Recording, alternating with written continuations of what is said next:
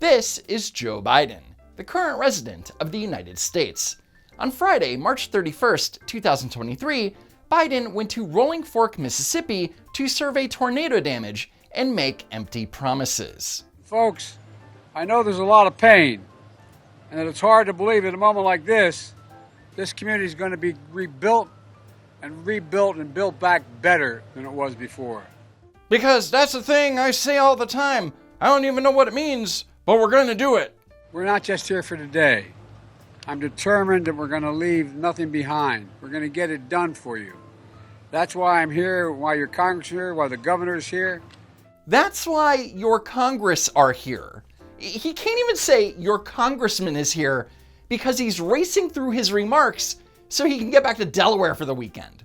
We focused on making sure you got the place to sleep, food to eat, helping you rebuild your lives in Rolling Stone. The problem is that the town of Rolling Stone does not exist. It's Rolling Fork. And not only does he seem not to know what town he's in, but he's reading his remarks and the town name from a binder placed on the lectern in front of him, and he still can't get it right. Town of Rolling Stone will be back, and we'll be with you every step of the way. And what did I say? I said Rolling Fork, Rolling Stone. I got my mind going here. His mind isn't going. It's gone. And notice that he initially denied that he messed it up in the first place. What did I say? I said Rolling Fork.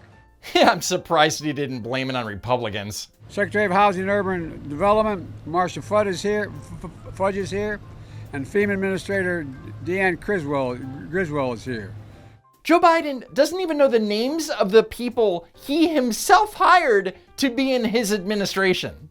And if you think that's pathetic, someone thought that it was a good idea to have Biden read the names of the Rolling Fork tornado victims. Now, I'm not going to play the video clip, but here is the official White House transcript. Of the names of the 13 victims, Biden misread 5 of them. So Biden didn't bother to read his remarks ahead of time or practice saying the names of the victims in advance. And when he did read them, he didn't realize that he got over a third of them wrong. God, can you just imagine that you're a friend or family member of one of the victims and then having to listen to this dolt? And whatever, fine.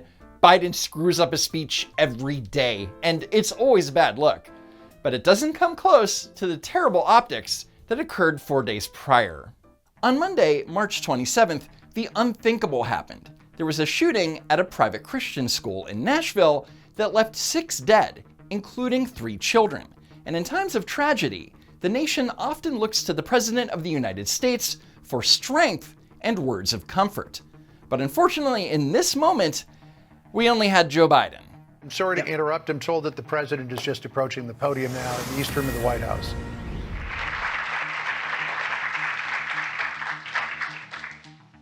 My name is Joe Biden. I'm Dr. Joe Biden's husband. And I ate Jenny's ice cream, chocolate chip. And this was shocking. Okay, in the aftermath of a significant event, when the president comes up to the podium to give previously scheduled remarks, they usually start off with, before I begin, I'd like to address the thing that just happened, but instead, Joe Biden comes out and starts jabbering about his most favorite thing in the world. I came down because I heard there was chocolate chip ice cream. By the way, I have a whole refrigerator full upstairs. You think I'm kidding? I'm not. God.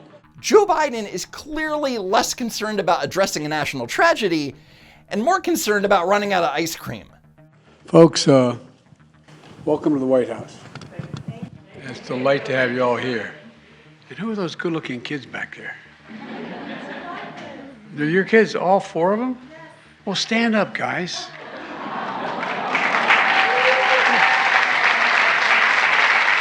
Now, I've been playing this in real time because I want to show you how callous this is.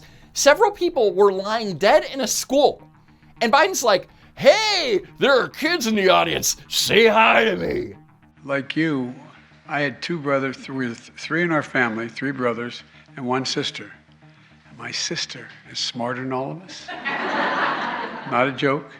She used to be 3 years younger than me. Now she's 23 years younger than me. Yeah. And this is the point where Fox News' Sandra Smith and John Roberts were clearly taken aback and had had enough of this nonsense.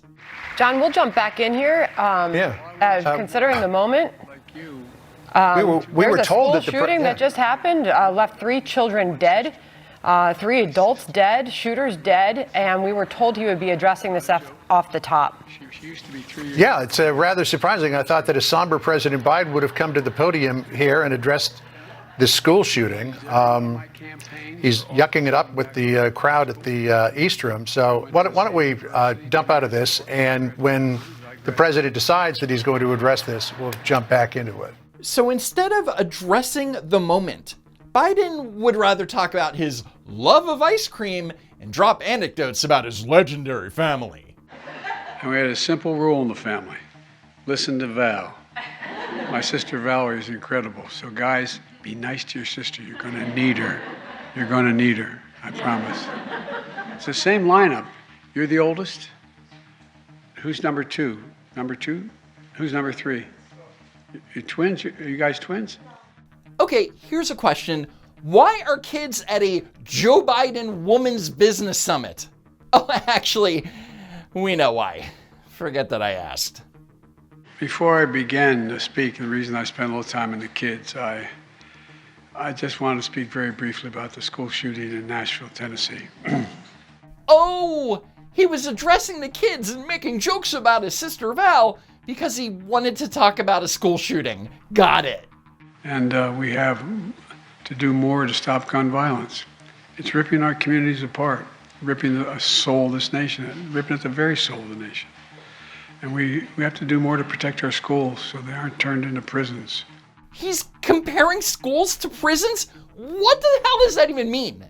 You know, the shooter in this situation reportedly had 2 assault weapons and a pistol, 2 AK-47. No, she didn't. You know, just like when in the military, when my son was in Iraq for a year, other places, there's so many members of the military coming back with post-traumatic stress after witnessing the violence and participating in it. This has nothing to do with Joe Biden's son. Beau Biden was in the National Guard as a Army Judge Advocate General. In other words, he was a lawyer. And he wasn't in combat, and he didn't witness violence or participate in it. Anyway, after talking about the shooting, the tone quickly shifted back to a normal and jovial, yet mistake-ridden Joe Biden speech. And by the way, I'm known as America's most pro-labor senator. Well, guess what? And then as president, well, guess what? They're, in fact, increasing the number of women who are in labor unions. It's got to be. Oh, no, you think I'm kidding? I'm not kidding. You're helping America be a company where everyone can participate. Well, guess what? Micron Technology, a big semiconductor chip manufacturing, is investing $100 billion to build a huge manufacturing facility, so-called MegaFab. Can you imagine? I'm not joking. When I passed the Violence Against Women Act, I eliminated that. You used to have to get a bank account, too. Well, guess what? So the following day, Biden addressed the shooting again, and again for a second time, tried to make it about him. We know that this family's worst nightmare has occurred. I've lost a child not to that. I've lost a child to an accident and to cancer. But I tell you, there's nothing like losing a child, particularly the more senseless it is, the more devastating the impact on you. Joe Biden constantly brings up his deceased wife and children to score empathy points. And honestly, it's revolting. You know, we need to act. These are weapons of war. I'm a Second Amendment guy. I have 2 shotguns. His sons have shotguns. Beau died 8 years ago, and Hunter shouldn't be allowed anywhere near firearms. In fact, if Joe Biden wasn't his dad, Hunter Biden might have been prosecuted for lying on a federal gun form to obtain a firearm. But, no one's above the law, right, guys? So I again call on Congress to pass the assault weapons ban. Pass it. It should not be a partisan issue. It's a common sense issue. Overwhelmingly, a majority of gun owners agree. We have to do something. Not just everybody, the gun owners agree. Fact check false. According to a recent study by Tufts University School of Medicine, only 34.1% of all gun owners support an assault weapons ban, and only 28.8% support a ban on high-capacity magazines. There's a moral price to pay for inaction. And yet another lie. There is no evidence that a Biden assault weapons ban would have any effect on anything. Nor is there evidence, by the way, that the 1994 assault weapons ban made Americans safer. In fact, the Tufts University report cited a gun policy research review conducted by the Rand Corporation and stated the following. Both the Rand review and our review, as well as our prior research, are consistent in finding that assault weapons bans are not effective in reducing firearm homicide, nor are they effective in reducing the incidence of mass public shootings. So Biden's like, if you don't support an assault weapons ban and there's another shooting, you're morally responsible. This guy is scum. But our states, everybody thinks somehow the Second Amendment is absolute. That's because it is. You're not allowed to go out and own an automatic weapon. You're not allowed to own a machine gun. Yeah, you're absolutely allowed to own a machine gun and automatic weapon in the United States. Now, if you want to buy one now, it's going to cost you a pretty penny, but as long as it's registered under the National Firearms Act, you're good to go. You're not allowed to own a flamethrower. You're not allowed to own so many other things. You're wrong, stupid. You are most certainly allowed to own a flamethrower in the United States. Just because a flamethrower projects fire doesn't mean that it's a firearm, Joe. And since flamethrowers are not firearms, they have nothing to do with the Second Amendment. And Joe Biden was in the Senate for like 100 years. How does he not know this? With that said, I refuse to be lectured by this idiot. And so should you.